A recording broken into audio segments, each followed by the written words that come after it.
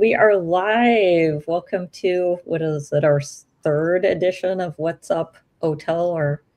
Our previous one was live from KubeCon. Yeah, KubeCon was what, a month ago already? Yeah, feels like forever ago. Yeah. Oh my gosh. So it was. I keep thinking it was like, it was like 2 weeks ago. I'm still catching up with everything. No. I know, it's wild. And here we are again for another live stream. And we have some exciting guests to share stuff that they've been doing in their respective SIGs. But first, some OTel news. Yes, some general OTel news. And also, if you are brand new to this stream, hello, I'm Reese, and I am one of your OTel community managers, along with Adriana and Julia. Yeah, I don't know if you ladies also wanted to do. That was all I was gonna say about that before we use. Oh yeah, and also let's say where we're calling from today. Excellent. I am coming from the West Coast, Portland, Oregon. I am in Virginia, Arlington, so East Coast now. And I am in Toronto, Canada, East Coast. What about our guests? Yes. Okay, so I'm Jamie. I'm from Manchester, United Kingdom. Awesome. And Martin, I think Martin is actually in my side of the world. Maybe still. I am, yes. I am. Can you hear me? Can you hear me okay? Yes. Okay, cool. Yeah. I wasn't hearing for a while. I'm based in West Coast by Portland, Oregon. Nice. Oh, awesome. And folks in the audience who are listening in live, please share where you're joining from today. We'd love to hear from you. And also, along the way, if you have any questions, please do post them in the comments and we'll probably address them at the end. Does that sound fair? Yeah, we can do as it makes sense. Like if a question comes in and we happen to be talking about it and it makes sense to answer it, then we could do that. Or if something comes to mind a little later on, feel free to pop it into the chat then. But yeah, in the meantime, we have a few pieces of OTel news we just kind of want to share, and then we'll get into more news from our guests. So some of this, well, I think a lot of it actually was announced at KubeCon a month ago. So one of the things is the declarative configuration spec. I was going to say specification, and then I shortened it to spec at the last second, is now stable. So instead of having to juggle multiple environment variables, SDK init code, separate collector configs, you can define your traces, metrics, logs in a single versioned YAML file. So that's pretty exciting. And then, yeah. Yeah, also another piece of news is that the collector SIG just released. So the version 0.150, which now gives you richer error details when exports fail. For example, why it failed, the timeout, resource exhausted, shutdown, etc. Really making the alert tuning and incident debugging much faster. That's great. So the new builder init command also makes it easier to scaffold a custom collector without starting from scratch. That's great. The collector SIG, yeah. I know I spoke to a few maintainers at KubeCon, and I know they've been doing a lot of things. All the SIGs are doing a lot of things, so it's great to see that. That's exciting. And then from the OTel and Prometheus interoperability front, we have several Prometheus to OTLP transformations. So histograms, exemplars, summaries, metadata that are now stable, meaning that you can rely on them for production without worrying about breaking changes. Always a bonus. And if you're bridging Prometheus and OTel, it means that those lovely rough edges are finally getting sanded down. Yeah, and speaking of that, we are currently running a survey. If you happen to be using both OpenTelemetry and Prometheus, we will share the QR code to the survey at the end. We can just share some. I can show it here now as well for anyone who's interested, and we will show it again at the end. So, yeah. Yay. So both working groups are looking to gather more feedback about usage, and this would help them help you. Awesome. Yeah, and then another thing is I believe this was also mentioned at KubeCon a month ago, but if you are still using open tracing, it is officially time to migrate. It is open tracing compatibility is now formally deprecated in the spec. So if you're still on open tracing, this is your sign to migrate to OTel APIs. Yeah. And just kind of a couple other things that I found just going through my LinkedIn. There was a cool guide to learning OTel. There's a GitHub user, Magster, that puts this out every now and then, and I'm trying right now to get it into. Oh, I've seen this repo. Yeah, he has a lot of useful links there. Yeah. Yeah, so if you're looking for some learning resources, this repository has a good number of different ways to get started. I think it's like blog posts and videos and tutorials on there. Yeah, so these OTel news that we share at the beginning of our episodes are from the community.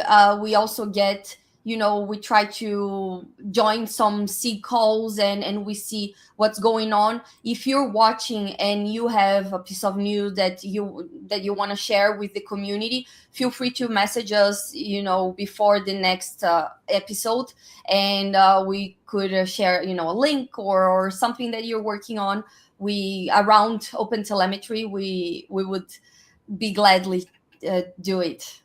Oh yeah, I mean, it's got to be a community effort, right? There's so much. It's such a sprawling project, and it's really hard to, keep up on everything on your own. So I really appreciate these resources.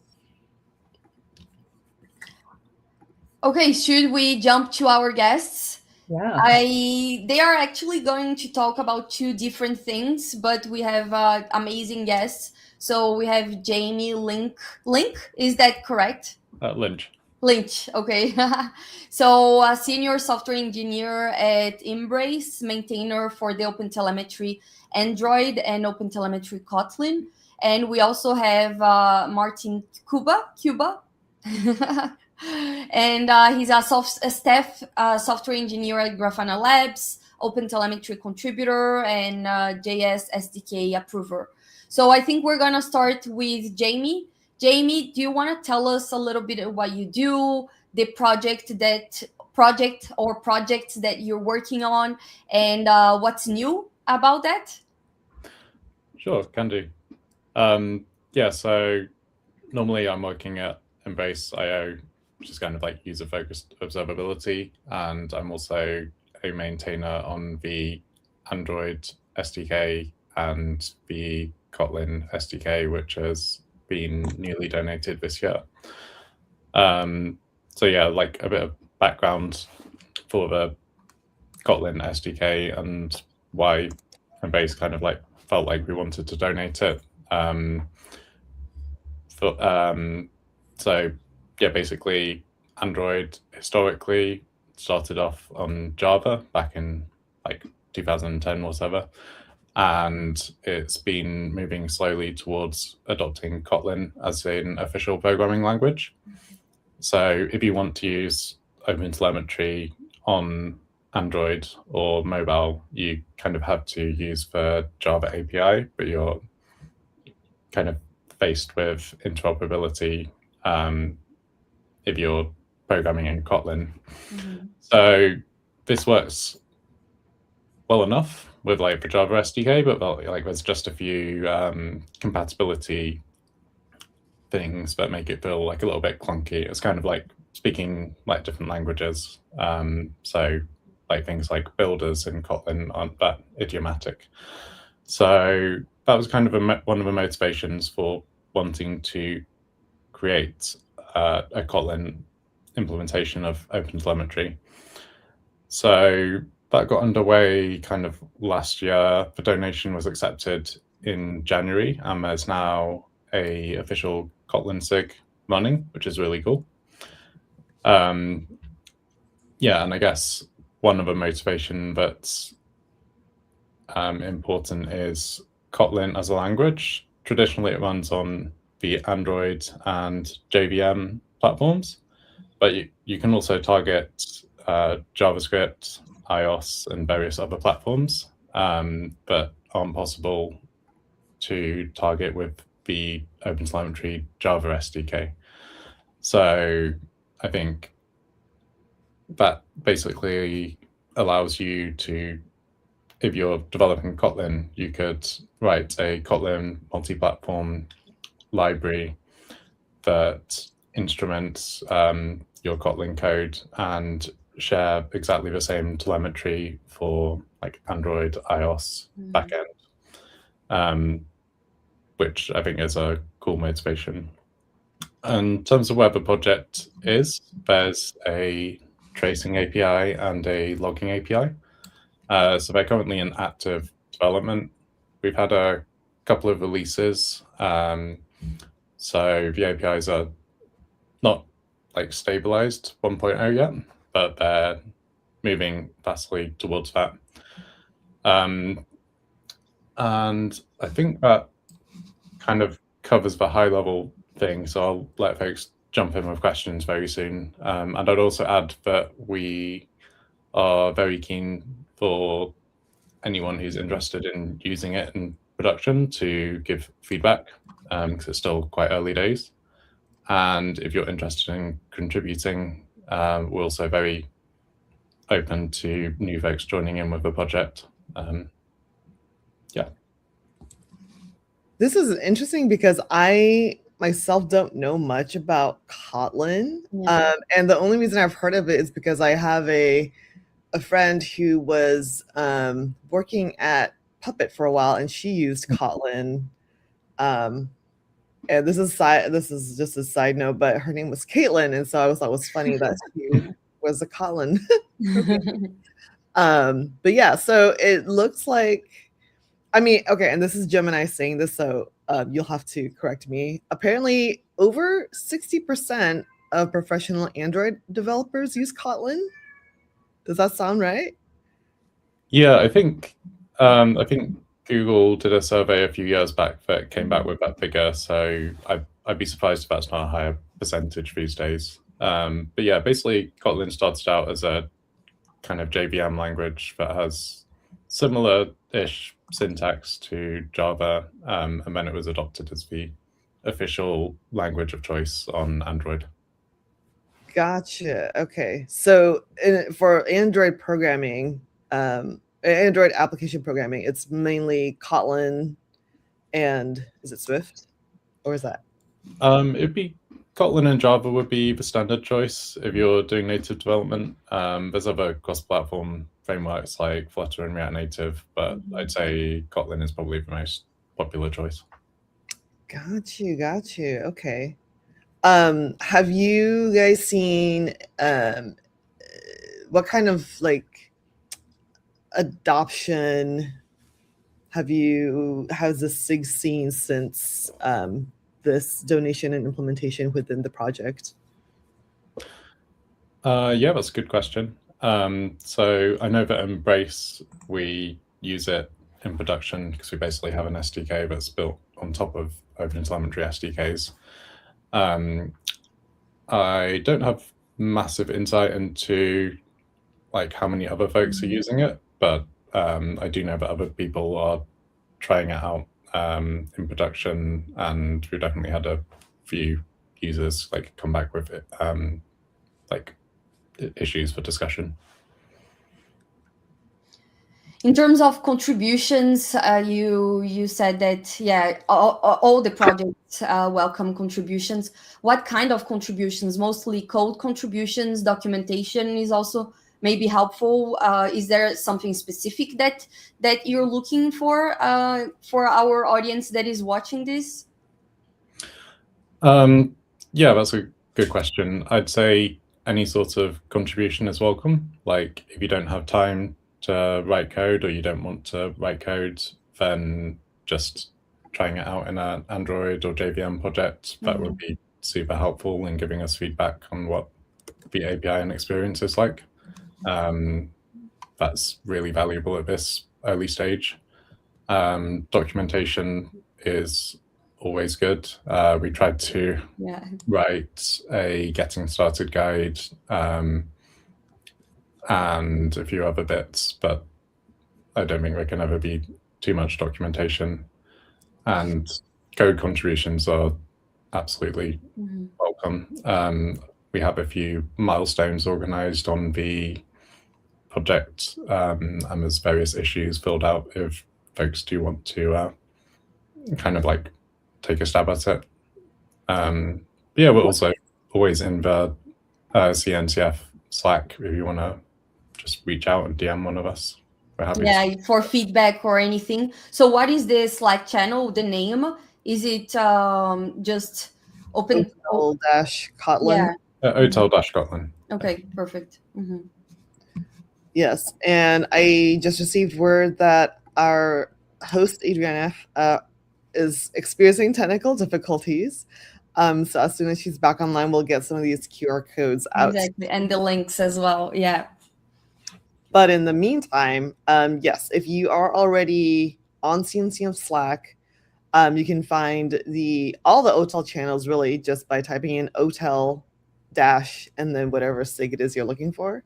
And if you're not on CNCF Slack, it's free to join. You just Google search CNCF Slack invite, and then you'll see a page where you enter your email, and that's how you get added to the CNCF Slack. And excuse me. Yeah, so if you have any questions for Jamie, or you want to learn more about, the project and where to get started, I think the repository probably has some issues marked as good first issues. Yeah, I think we got a few marked as that. Yeah. Yeah, so if you're looking for something, that is a little beginner friendly, all the OTel projects, if you go into the repos and look at the issues, there should be labels for, it literally is called good first issue. So you can check those out and also go into the CNCF Slack and find the SIG on the channel and ask your questions. Yeah, I would say even if there aren't good first issues, usually send a message on the Slack channel and say that you're starting out or you're new to Kotlin and you want to help. Usually people are very welcoming and they want more contributors. So because I've seen a lot of times there are no good first issues, but there are ways to help, contribute more to the project. There are not necessarily code or it's easier to get started, so yeah, definitely just reach out. I think people are a little bit afraid of sending messages in the group Slack, etc. I don't know why, but I've heard that from a lot of people in the community. I had a question and now oh my gosh, I had a question. And now I cannot remember what it is. It'll come back, hopefully. And I also think it's interesting. So I've always been a little bit muddy about where like client-side instrumentation and mobile instrumentation kind of meld together for me a little bit, because I think I often hear like those lumped in together, like mobile browser, but I would love to learn more from both of you, since we have both of you here, about where it is similar and where the differences are. Sure. Yeah, I think Kotlin multi-platform is an interesting case because you could run it on either client side or backend. I guess from my perspective, the bigger challenges is how you deal with a process that terminates fairly frequently, like on an Android device or an iOS device, you're not in control of how long a process is running for. It might get terminated by the operating system to reclaim resources. And then you got to consider what happens like in-flight spans and those sort of challenges. Yeah, I'd be curious to hear your thoughts, Martin. Yeah, I think from my perspective, the main overlap is in the semantic conventions. Like if we want to model certain types of signals that have overlap, then that's one thing. And also, like from my perspective, if you as client applications are, different from backend applications in the sense that you have, vast number of instances running, like and they're also connected to end users, obviously. So where does that overlap? I think mostly in the data modeling. So if, like I said, semantic conventions and things like sessions. So I would say that historically we have had one SIG that was focused on both, or was intended for both, but we split them. Now there are multiple different SIGs for different SDKs, but we still are running the client SIG client instrumentation SIG, specific for things like where we have some overlap. Yeah, that's my perspective. Oh, gotcha. What other SIGs was it broken out? Did it end up getting broken up into? So I can just lead into that, like from the browser part. Like browser folks used to just be in the client instrumentation SIG, and about a year ago, last summer, we started a new SIG, the browser SIG. The Slack channel is OTel-Browser. We have a new repository for browser only, where we are working right now. It's our new home. To answer your question, there's also the Android SIG. There's also the Swift SIG. Yeah, I think those have split off. So. Oh, gotcha. Okay, so browser, client-side instrumentation, Swift. Fascinating. And also, I know I kind of just jumped into the question, the Martin, the people want to know, we often see questions about, hey, what's going on with browser side instrumentation? And so we're so excited to have you here, Martin. Please tell us. Yeah. So I would start just by saying that browser has kind of a complicated history in OTel. It's been around.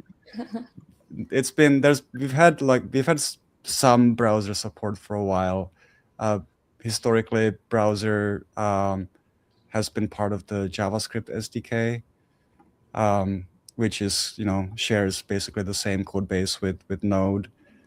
But and then also, like in the past, when we only had tracing, or like the instrumentations built out for browser were based on spans.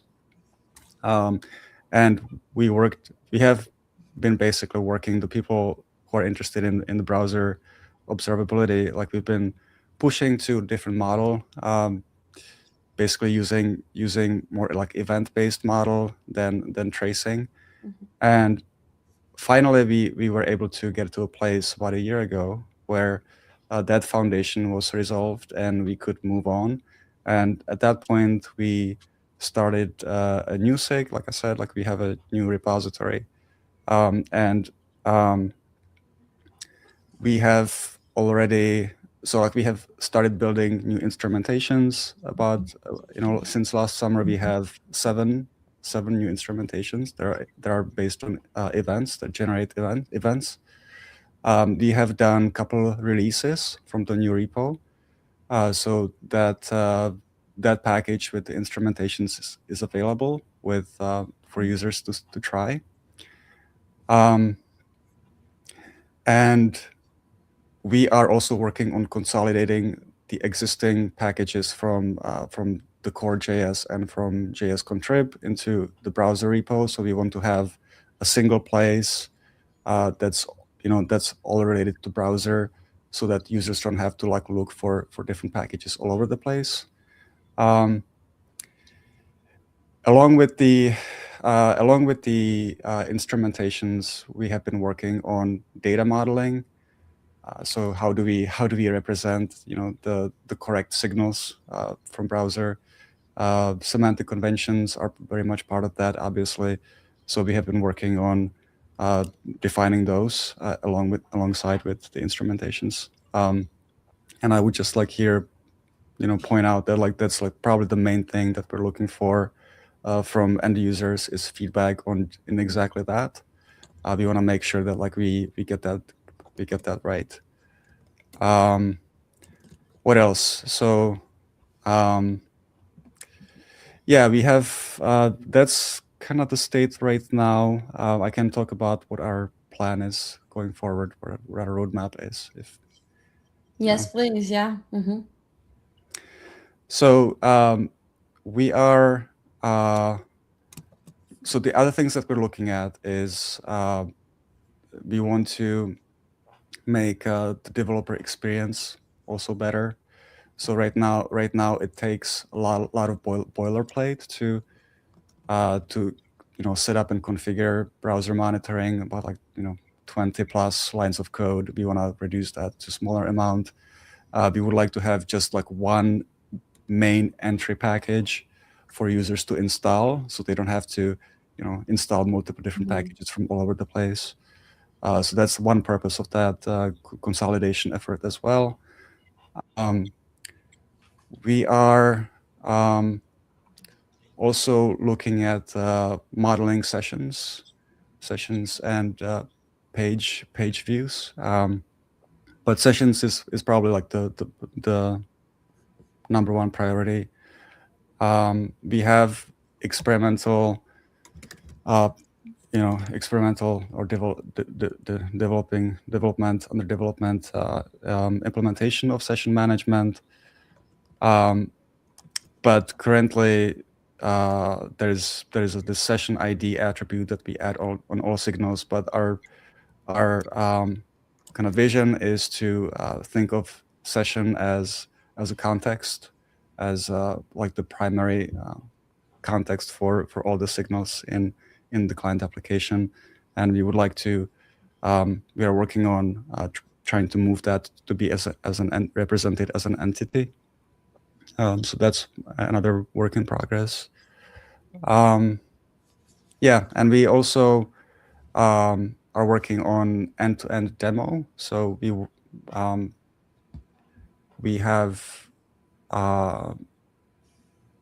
are working on an end-to-end demo to basically show our vision for what the user experience would be from the instrumentation all the way to collecting the data in the collector, maybe doing some massaging in the collector, generating metrics, certain types of metrics from events, and then visualizing them. So that's another part that I think we could use maybe help from end users.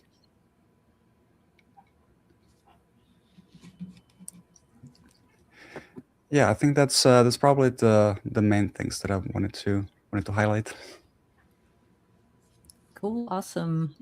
Do we have any follow-up questions, or should we? We actually do have someone, Rebecca from New Hampshire. She asked for you to please detail the supported events, the latest OTel Browser instrumentation. Yeah, so we have, like I mentioned, we have 7 new instrumentations.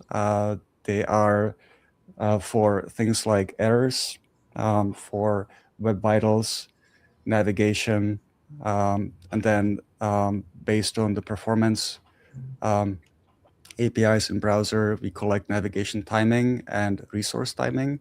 Those are also currently represented as events. So those are the main ones. Awesome. And again, for people, if they want to reach out with feedback or questions, also go CNCF Slack is the best place. Yes, CNCF Slack or open issues or discussions in the repo. Yeah. Okay, great. And then earlier when you said sessions was one of your probably the top priority, was that was referring to user session, like tracking user sessions and journeys, like from when they enter like a site and then like all the way through? Because I think, correct me if I'm wrong, that was like one of the big things that you all were trying to figure out. And I think that is still kind of like an issue, right? In terms of like how exactly, because like, if someone goes on the website and then, stays on there, but isn't actually doing anything because they've like, they've actually gone and done something else. Mm-hmm. Like, yeah, I don't know. I've always been interested in learning more about that kind of thing. And I don't know if it's like what the solution is or if it's solved or not. Yeah, no, absolutely. From client application, that's sort of like the main context, as opposed to like trace being on the backends. On the client in the client application, you want to know everything that the user did since the point they started interacting with the application until some point in time, like when the session either expired or they left, and that's important to understand how users use the application. Maybe also like for debugging certain scenarios, like how did the user get to this point when they got the error, for example. So yeah, there are definitely challenges with tracking sessions compared to traces, because sessions can be very long running. Mm-hmm. There could be gaps between activity. So I think there have been attempts in the past to model sessions as traces, but it's become very clear that that's not the right signal or the right model or the right thing to use. So we have been working on trying to define how to represent sessions in OTel. There are semantic conventions now for attributes to represent sessions. So we currently add the session ID on all signals, but like I mentioned, I think the right path forward is to use entities. Oh, could you explain a little more about that? So entities is a kind of new concept in OTel, where you can represent something that's important for the context of the SDK or for the application being monitored. So I think if you think of things like the host or the Kubernetes pod or something like that on the back end, that might be an entity. But we're thinking of entity also being the session. So it's essentially all of the things that are being generated by the application, from logs, events, spans, metrics. They all happen under the same session. So there's no need to add. It's basically the context. It's not a thing that's unique to each signal. Yeah. Oh, fascinating. Okay. Thank you.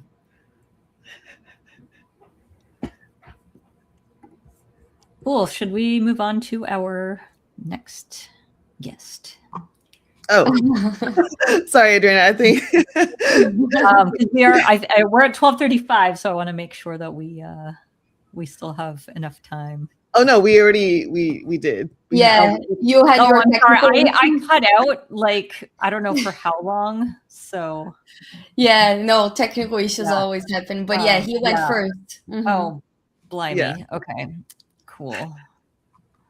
No worries. Yeah. It looks like Rebecca Okay. does have Hashtag fail. a follow-up question. No, but thank you for keeping us on time. Mhm. Yeah. But yes, luckily we were able to keep on time. Cool. I think okay, yeah. So Rebecca has another question. I think Okay. it's more of a comment. Oh, But yeah. you're right.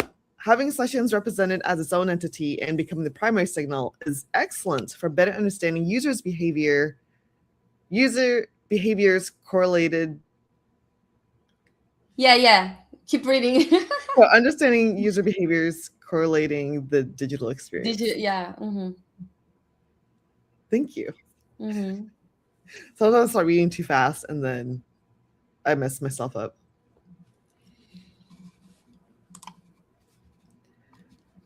Awesome. I don't think we have more questions from the audience. Do our guests do they want to share anything else that before we wrap up? Maybe something came up.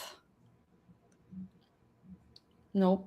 Honestly, this was like a really good learning for me because, like I said, I didn't know much about the Kotlin world and what was going on there, and also had like kind of nebulous questions around, mobile browser, client side, like all kind of, kind of being a nebulous area for me. So I got some stuff cleared up, and it was really good to see all of you.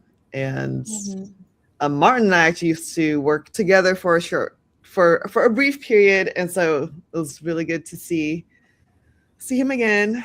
And Jamie, to like meet you on the Oh, session. actually, Adriana, do you want to share the links for the GitHub links? Yep, can do. So we have Because here I don't think we did. this is the link for So the the Kotlin- actually this is a blog post. This is Kotlin blog post here on the new open telemetry. Can't talk. Open telemetry Kotlin SDK. And then our other link here is this one. Oh yes, Awesome open telemetry that Reese had shared with me. Reese, what does awesome open telemetry do? It's a repository with several links for courses, books, and videos, blog posts. Yeah. It's basically a living repository of OTel resources by Magster. And then we've got the OTel Browser GitHub repo for anyone who's interested. Yeah, and for those that want to contribute or use and give some feedback. As you saw, everyone's looking for feedback. Yeah. And we'll have all these links in the show notes as well. So if you don't have your phone handy or you miss one of these QR codes. Oh, and then finally the Prometheus interoperability survey for anyone who's interested. And also this recording is available on demand after the fact on the OTel YouTube channel. Go to youtube.com/@OTel-official. And also on our LinkedIn page, this will be available if LinkedIn is more your jam. Yes, I already had a few people asking about that because they were not able to make this live. And so we'll probably have more questions come in after more people have been able to. Join the CNCF Slack for questions. And what are your at what CNCF Slack channel should folks reach you at? Yeah, so Jamie said OTel/Kotlin, right? Yeah. And Martin, yours, OTel/Browser, I assume? That's right.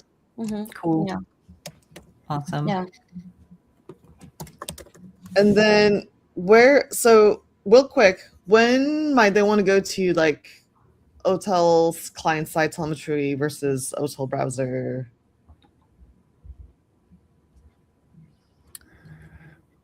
which Slack to use from those two channel. Yeah, I think the client instrumentation at this point would be used only for anything that's cross-cutting or shared between mobile and browser. So if you have a proposal or questions about something that could be common to both, then I would go there. But otherwise, browser. Excellent. Thank you. Cool. All right. Yes, that's it. Thank you all for joining. Yeah, thank you so much. And everyone that is watching, thank you for joining us. And we hope to see you next time in a We'll month. be back with 2 more guests from Open Telemetry Project. Yes, and also we're going to be switching up our timing for going forward. By 1 hour, right? Later, yeah, for anyone who's joining. So last Wednesday of every month it'll be going forward 1 o'clock Eastern, 10 Pacific, and 7 p.m. Central European time. Oh, and also between now and next time, Observability Summit is going to be happening in Minneapolis, Minnesota. So if you are going to be around, I will be there. So definitely feel free to reach out. We can hang out or grab a coffee and talk OTel. Yeah. Sounds good. Oh, awesome. Well, have a good one, everyone. Thank you. Thank you. Bye.